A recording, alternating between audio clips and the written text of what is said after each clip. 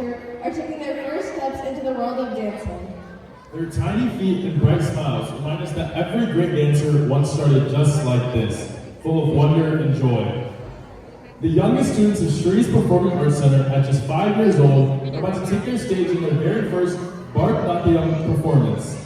They'll begin with Angikam Bhuvanam, a verse that describes Lord Shiva as the embodiment of the entire universe. Then they'll dance to Shrimali Meenakshi, a joyful in praise of the graceful and powerful goddess Meenakshi. Coordinated by Srilekha Karnam, please welcome Charvi, Ahani, Mahi, Shuksha, Viona, Tejasvi, Vaishika, and Arya. Let's give our little song a huge round of applause. This is Matheus Kukus.